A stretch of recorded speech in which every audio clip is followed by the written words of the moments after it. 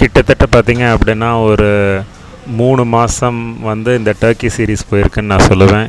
முதல்ல ஸ்டார்டிங்லேருந்து அக்டோபரில் ஆரம்பித்து இப்போ கிட்டத்தட்ட ஃபெப்ரவரி வரைக்குமே வந்து ஒரு 25 வீடியோ சீரீஸ் வந்திருக்கு. உங்களுடைய சப்போர்ட்டுக்கு வந்து ரொம்ப ரொம்ப நன்றி. ஸோ இதுதான் வந்து டர்க்கி சீரீஸோடைய லாஸ்ட் வீடியோ.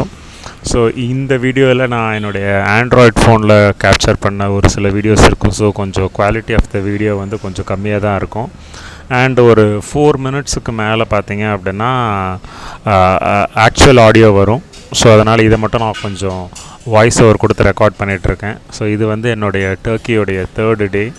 ஸோ இஸ்தான்புல்லில் இருந்து ஆக்சுவலாக இஸ்தான்புல் பார்த்திங்க அப்படின்னா கொஞ்சம் யூரோப் சைட்லேயும் கொஞ்சம் ஏஷியா சைட்லேயும் இருக்குது. ஸோ நம்ம வந்து ஏஷியா சைடு போய் பார்க்கலாம் அப்படின்னு நான் வந்து கடலில் ஒரு பிரிட்ஜு வரும். அந்த பிரிட்ஜை தாண்டி போய் பார்க்கும்போது தான் இங்கே ஒரு பெரிய கப்பல் மாதிரி ஒன்று போகுது பாருங்கள், எம்டி கப்பல் மாதிரி ஒன்று போகுது. ஸோ கப்பல் ஸ்டார்டிங் பாயிண்ட்டுன்னு நினைக்கிறேன். ஸோ இந்த பக்கம் யூரோப் சைட்லேருந்து ஏஷியா சைடு வந்துட்டு நான் சுற்றி பார்த்த அன்றைக்கி நடந்த இன்சிடென்ட்ஸ் தான் இதெல்லாம். ஸோ அங்கே தூரத்தில் இருக்கிற லைட் ஹவுஸை இந்த டெலஸ்கோப் மூலமாக பார்க்க முடியும். ஒரு சில இடங்கள் இங்கே சார்ஜ் பண்ணியிருப்பாங்க. ஸோ இந்த டெலஸ்கோப் வழியாக நம்ம பார்த்தோம் அப்படின்னா அந்த பிரிட்ஜில் ஒரு இடத்துல கார்னரில் நிற்கிற ஒருத்தர் வரைக்கும் நமக்கு இந்த இது மூலமாக தெரியுது. அதான் நீங்கள் இப்போ பார்க்குறீங்க. ஆனால் நம்ம வெறும் கண்ணால் பார்த்தோம் அப்படின்னா அதை நம்மளால் பார்க்கவே முடியாது. ஸோ சூப்பராக பவர்ஃபுல்லாக இருந்துச்சு. ரொம்ப தூரம்லாம் ரொம்ப ஈஸியாக பார்க்க முடிஞ்சுது. ஸோ அந்த இடத்துல நின்னது கிட்டத்தட்ட ஒரு 10x ஒரு 100x ஜூம் பார்த்த மாதிரி தான் இருக்குதுன்னு நான் சொல்லுவேன். ஒரு ரொம்ப நல்ல எக்ஸ்பீரியன்ஸ். ஸோ அதுக்கப்புறம் பார்த்திங்க அப்படின்னா அங்கே உள்ளே போகிறதுக்கு என்ட்ரி வந்து சம்வேர் க்ளோஸ் டு 600 லிரான்னு நினைக்கிறேன். நம்ம ஊர் மதிப்பில் கிட்டத்தட்ட 2000 ரூபா. அண்ட் இது வந்து பார்த்திங்க அப்படின்னா லைக் நம்ம ஊர் மாதிரியே தான் ரோட் சைடில். இப்போ நீங்கள் டைடல் பார்க் சைடில் பார்த்திங்க அப்படின்னா புதுசாக நடந்து போகிறதுக்கு ஆர் விளையாடுறதுக்கு நிறைய ஃபெசிலிட்டிஸ் பண்ணி வச்சுருக்காங்க. அதே மாதிரி தான் இங்கேயும் பண்ணி வச்சுருந்தாங்க. இது வந்து அதுக்கு நியர் ஆப்போசிட் சைடில் நம்ம உள்ளே என்ட்ரி பண்ணுறதுக்கு இது வாங்கிக்கலாம். என்ட்ரி டிக்கெட் வாங்கிட்டு உள்ளே போனால் ஒரு போட் ரைடு. அந்த போட் ரைட்லேருந்து அங்கே போனால் இப்போ நம்ம கன்னியாகுமரியில் இருக்குதுன்னு நினைக்கிறேன். இதே மாதிரி தான் நம்ம வந்து திருவள்ளுவர் சிலைக்கு போகணும், விவேகானந்தர் பாறைக்கு போகணும் அப்படின்னா டிக்கெட் வாங்கிட்டு நம்மளை கொண்டுட்டு போயிட்டு ஒரு 2 நாள் ஒரு 2 மணி நேரம் கழித்து வருவாங்க இல்லையா, அதே மாதிரி தான் இது வந்து பார்த்திங்க அப்படின்னா ஒரு ஃப்ரீ பஸ். டூரிசமை ப்ரொமோட் பண்ணுறக்காக இந்த பஸ்ஸில் நான் ஒரு ரைடு ஏறி போனேன். ஸோ அதுவும் நல்லா தான் இருந்துச்சு. ஸோ இந்த இதில் பார்த்திங்க அப்படின்னா இந்த ஏரியா பக்கம் கொஞ்சம் சுற்றி முடிச்சுட்டு நான் என்ன பண்ணேன் அப்படின்னா ஒரு பஸ் ஏறி ஒரு டீ சாப்பிட்லாம் அப்படின்னு சொல்லி ஒரு இடத்துல இறங்கினேன் நான். ஏன் அந்த இடத்துல இறங்கினேன் அப்படின்னா அந்த இடத்தோடைய போஸ்டரில் மில்க் டீ மாதிரி இருந்துச்சு. எனக்கு நிறைய இடங்களில் பார்த்திங்க அப்படின்னா இந்த இடத்துல போகிற வழியில் பார்த்திங்கன்னா அக்ஷயான்னு வந்து ஒரு நம்ம ஊர் கடை இருக்குது. ஏதோ ஒரு இந்தியன் ரெஸ்டாரண்ட்டுன்னு நினைக்கிறேன். நான் ட்ரை பண்ணல, நீங்கள் போனால் ட்ரை பண்ணுங்கள். இஸ்தான்புல்லில் இருக்குது அக்ஷயாங்கிற நேமில். ஸோ டர்க்கிஷ் காஃபி வந்து பார்த்திங்க அப்படின்னா செம்ம ஹார்டு கோர் டிகாஷன் காஃபி. ரொம்ப ரொம்ப ஸ்ட்ராங்காக இருக்கும். கூட கொஞ்சம் தண்ணி கொடுத்துருவாங்க, ஒரு பிஸ்கெட் மாதிரி கொடுத்துருவாங்க. ஸோ இது வந்து கிட்டத்தட்ட 60 லிரான்னு நினைக்கிறேன். நம்ம ஊர் மதிப்பில் 180 ரூபா 200 ரூபா. இந்த கடைக்கு நான் ஏன் ஏமாந்தேன் அப்படின்னா அந்த ஸ்னேகா அதை கேட்டு தான்டா ஏமாந்தேன் அப்படிங்கிற மாதிரி இங்கே சைடில் ஒரு போஸ்டர் வச்சுருந்தாங்க. அந்த போஸ்டரில் மில்க் டீ மாதிரி காமிச்சிருந்தாங்க அவங்க. எல்லா இடத்துலையுமே வந்து லைட்டர் இருக்கும், சுகர் இந்த மாதிரி வச்சுருவாங்க. நம்ம எடுத்து வேணால் யூஸ் பண்ணிக்கலாம். கிட்டத்தட்ட ஒரு 3 இல்லை 4 சுகர் கேண்டீஸ் நம்ம போட்டாலும் இந்த கசப்பு போகாது. இந்த சைடில் பார்த்திங்கன்னா அவனுக்கு மில்க் டீ மாதிரி வச்சுருந்தாங்க. அதில் ஏமாந்து தான் நான் போயிட்டேன். ஸோ அடுத்ததுலேருந்து வாய்ஸ் ஸ்டார்ட் ஆயிரும். ஒரு சூப்பரான பிரிட்ஜை க்ராஸ் பண்ண போகிறேன், பாருங்கள். ஸோ இப்போ நீங்கள் பார்க்குறது வந்து இப்போ நான் ஏஷியா பகுதியில் இருக்கேன். இந்த பிரிட்ஜை நம்ம தாண்டும்போது நம்ம யூரோப்பில் போயிடுவோம். ஸோ வேர்ல்டுலேயே ஒரு 2 காண்டினெண்ட்டுக்கு நடுவில் எத்தனை பிரிட்ஜ் இருக்குதுன்னு தெரியல. எனக்கு தெரிஞ்ச இஸ்தான்புல்லில் 2 பிரிட்ஜ் இருக்குது. அதில் ஒரு பிரிட்ஜ் இப்போ நம்ம க்ராஸ் பண்ணுறோம். ஸோ இந்த பிரிட்ஜை பார்க்கும்போது எனக்கு கோவாவில் இருக்கிற ஜுவாரி பிரிட்ஜ் ஞாபகம் வருது. அது கட்டிகிட்டு இருக்கும்போது நான் நிறைய தடவை போயிருக்கேன். பட் கட்டி முடித்ததுக்கப்புறம் ஒரு தடவை கூட போகல. கூடிய சீக்கிரம் போகணும். ஸோ உண்மையிலே ஒரு ரொம்ப ரொம்ப ஒரு பிரம்மாண்டமான ஒரு பிரிட்ஜுன்னு நான் சொல்லுவேன்.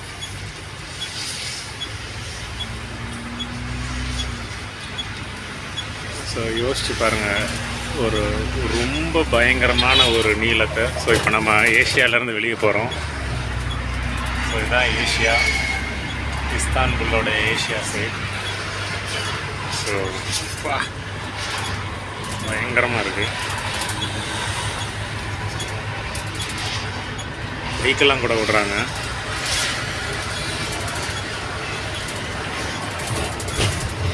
செமையாக கட்டியிருக்காங்க.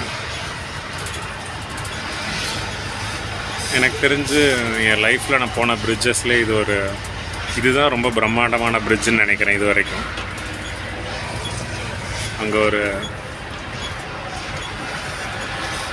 டர்க்கி கொடி இருக்குது.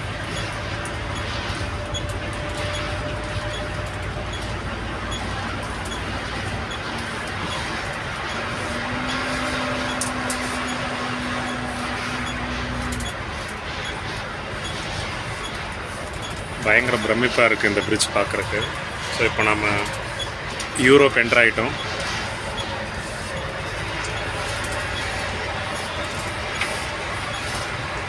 இந்த பிரிட்ஜை கிராஸ் பண்ணுறக்காகவே 2-3 தடவை வந்துட்டு போகலாம் போல்.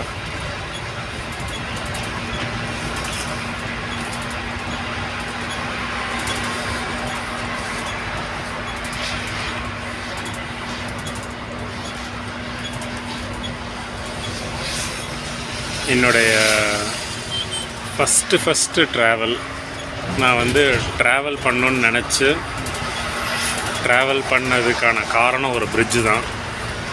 2011 செப்டம்பரில் சும்மா ஒரு வெள்ளிக்கிழமை சாயங்காலம் அம்பத்தூரில் என்னுடைய ஆஃபீஸில் சும்மா உட்காந்துருந்தேன்.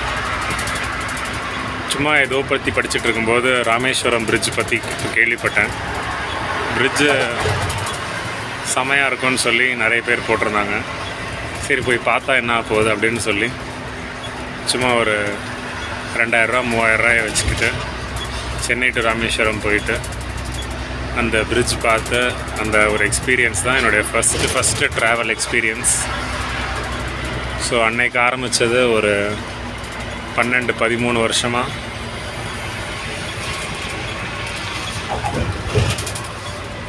லைஃப்பை டிசைட் பண்ணுற அளவுக்கு ஒரு முக்கியமான ரோல் ப்ளே பண்ணிகிட்ருக்கு ட்ராவல்.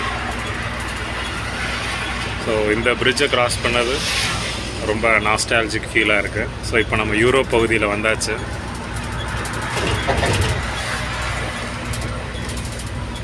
தேனியும் மதுரையும் டிஸ்ட்ரிக்ட் சண்டை இருக்குது. தமிழ்நாடும் கர்நாடகாவும் ஸ்டேட் சண்டை இருக்குது. இந்தியா பாகிஸ்தான் கண்ட்ரி சண்டை இருக்குது. ஆனால் ஒரு 2 காண்டினெண்ட்டுக்கு நடுவில் சண்டையே இருந்ததே கிடையாது. ஸோ அவ்வளோ சூப்பரான ஒரு கான்செப்ட் கண்டங்கள் ஒரு காண்டினெண்ட்டுங்கிறது. ஸோ ஒரு காண்டினெண்ட்லேருந்து இன்னொரு காண்டினெண்ட் வந்தது மகிழ்ச்சியாக இருக்குது. இப்போது இஸ்தான்புல்லில் ஒரு ஈவினிங் டைம் நம்ம இருக்கோம். வெள்ளிக்கிழமை ஈவினிங். இப்போ தான் ஊர் பிக்கப் ஆகுது. எல்லோரும் வீக்கெண்டுக்கு ரெடி ஆகுறாங்க. ஸோ மக்கள் எப்படி இருக்காங்க நீங்கள் பார்க்கலாம். எனக்கு தெரிஞ்சு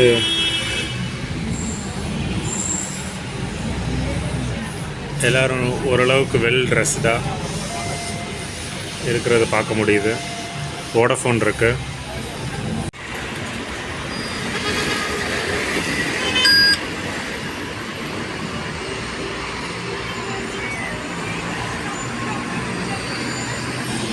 ஸோ இதுக்கு பேர் மெட்ரோ பஸ்ஸுன்னு சொல்கிறாங்க. ஸோ பார்த்திங்க அப்படின்னா இங்கே ஒரு பஸ் ஸ்டாண்ட் இருக்குது. தெரியுதா உங்களுக்கு? அந்த கொடி பக்கத்தில் ஆடுற கொடி பக்கத்தில் பார்த்திங்க அப்படின்னா பஸ் ஸ்டாண்ட் இருக்குது. நிறைய பஸ்ஸஸ் இருக்குது. இங்கே வண்டி போகிற வழி இருக்குது.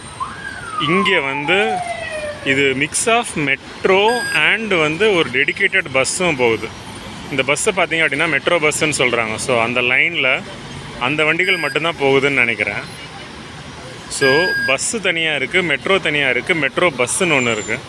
ஸோ பயங்கர இன்ட்ரெஸ்டிங்காக இருக்குது ஏன்னா இந்த கான்செப்ட் நான் எங்கேயும் பார்த்தது கிடையாது. ட்ராம் பார்த்துருக்கேன். ஆனால் பார்த்தீங்க அப்படின்னா இது என்ன ஐடியான்னு தெரில. மெட்ரோ பஸ்ஸுக்குள்ளே போய் செக் பண்ணி பார்க்கணும். சும்மானாச்சுக்குன்னு போய் பார்க்கணும் என்ன இருக்குது அப்படின்னு. ஏதாவது தெரிஞ்ச ஊர் வந்துச்சுன்னா ஏறி போகலாம்.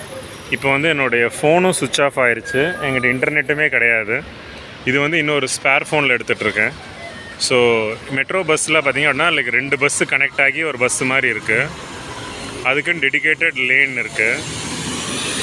அதுக்கு பின்னாடி ஒரு பஸ் இருக்குது. நடுவில் சில வண்டிகள் கூட வருது.